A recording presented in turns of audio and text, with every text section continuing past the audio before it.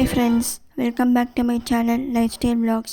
இன்றைக்கி 3 பொருள் வச்சு எப்படி ஸ்டவ்வை க்ளீன் பண்ணுறதுன்னும் பர்னர் எப்படி க்ளீன் பண்ணலான்னு பார்க்கலாம். ஃபஸ்ட்டு நான் ஸ்டவ் ஃபுல்லாக தொடச்சிக்கிறேன் டிஷ்யூ வச்சு. ஏன்னா எண்ணெய் பசை அப்படியே இருக்கிறதுனால நம்ம அப்படியே டைரெக்டாக க்ளீன் பண்ண ஸ்டார்ட் பண்ண முடியாது. ஸோ ஃபஸ்ட்டு எண்ணெய் பசை போக்குறதுக்காக டிஷ்யூ வச்சு நல்லா தொடச்சிக்கிறேன். இப்போ அடுப்பு எண்ணெய் பசையாக இருக்கிறதுனால நம்ம டிஷ்யூ வச்சு தொடச்சோன்னா அங்கங்கே எண்ணெய் பசை பிசுன்னு ஒட்டாமல் நமக்கு ஃபுல்லாக டிஷ்யூவில் அப்சர்வ் ஆகி நீட்டாகிடும். ஸோ நம்ம நெக்ஸ்ட்டு க்ளீனிங் ஸ்டார்ட் பண்ணிடலாம். இதே நீங்கள் துணி வச்சு துடைக்க ஆரம்பிச்சிங்கன்னா அங்கங்கே திட்டாக எண்ணெய் பசை அப்படியே ஒட்டிடும். அது நமக்கு கொஞ்சம் கஷ்டமாக இருக்கும் க்ளீன் பண்ணும்போது. டிஷ்யூ வச்சு ஃபுல்லாக க்ளீன் பண்ணியாச்சு. இப்போ அடுப்பு துடைக்க ஸ்டார்ட் பண்ணுறதுக்கு முன்னாடி பர்னர் நம்ம சோப் தண்ணியில் ஊற வச்சிடலாம். இது ஒரு சிம்பிள் ஈஸி மெத்தட் தான்.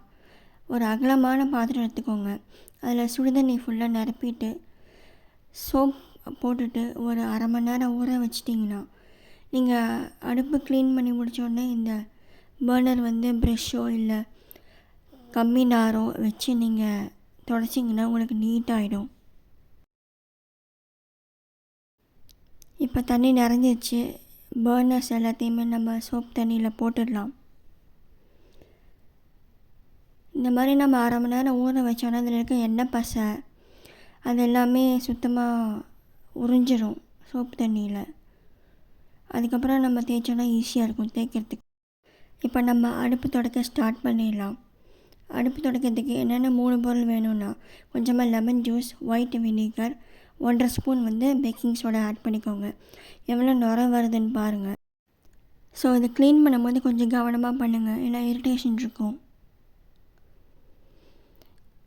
இந்த லெமன் வினிகர் பேக்கிங் சோடா பார்த்திங்கன்னா ஒரு நல்ல க்ளீனர்னே சொல்லலாம். இது பார்த்திங்கன்னா ஒரு multipurpose cleanser. Dark stains remove பண்ணுறதுக்கு நல்லா ஹெல்ப் பண்ணும். இது லாண்ட்ரிக்கு, பாத்ரூம் க்ளீனிங்க்கு யூஸ் பண்ணிக்கலாம். இது நார்மல் டிஷ்வாஷர் சோப் மாதிரி தான். இதை யூஸ் பண்ணி நம்ம ஈஸியாக ஸ்டெயின் ரிமூவ் பண்ணிக்கலாம். இப்போ பார்த்திங்கன்னா உங்களுக்கே தெரியும் இது எவ்வளோ ஸ்டெயின் ரிமூவ் பண்ண ஹெல்ப் பண்ணுதுன்னு.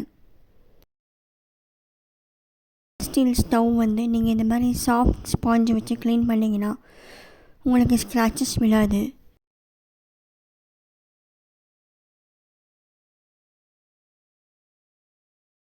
இப்போ பார்த்தீங்கன்னா இது ஆல்மோஸ்ட் எல்லா டார்க் ஸ்டெயின்ஸையும் ரிமூவ் பண்ணிடுச்சு. இது நல்லாவே யூஸ்ஃபுல்லாக இருக்குது. ட்ரை பண்ணி பாருங்கள்.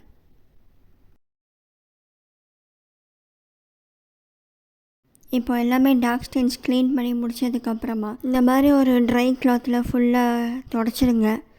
இந்த நல்ல மெல்லிசான கிளாத்து தண்ணி அப்சர்வ் பண்ண நல்லா ஈஸியாக இருக்குது.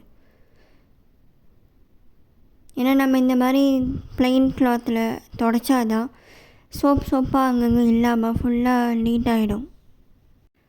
துணி வச்சு தொடச்சதுக்கப்புறம் எவ்வளோ நீட்டாக இருக்குன்னு பாருங்கள். நல்லா ஃபுல்லாக நீட்டாக தொடச்சாச்சு. இப்போ நம்ம பர்னர் வாஷ் பண்ணிக்கலாம். ஒரு 1/2 அன் ஹவர் நல்லா தண்ணியில் ஊறினதுக்கப்புறமா ஒரு ஸ்க்ரப் வச்சு நல்லா தேய்ச்சிக்கோங்க. இல்லாட்டி ப்ரஷ் வச்சு கூட சின்ன சின்ன கார்னர்ஸில் நல்லா தேய்ச்சிக்கலாம்.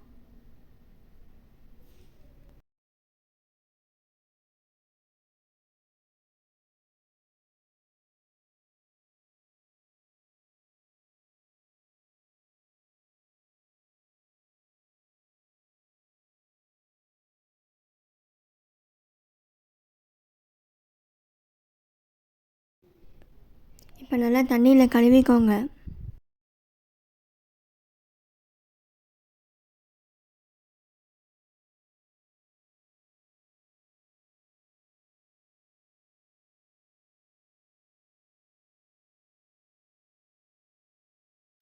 இப்போ நம்ம அடுப்பு ஸ்டாண்ட் நல்லா கழுவிக்கலாம். இதை நார்மலாக எப்பயும் போல் கழுவுற மாதிரி கழுவிக்கோங்க.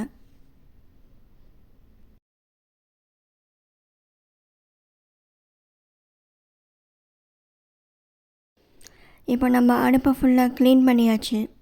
எவ்வளோ பளிச்சுன்னு இருக்குன்னு பாருங்கள். இந்த வீடியோ பிடிச்சிருந்தால் லைக் பண்ணுங்கள், ஷேர் பண்ணுங்கள், சப்ஸ்கிரைப் பண்ணுங்கள். தேங்க்யூ.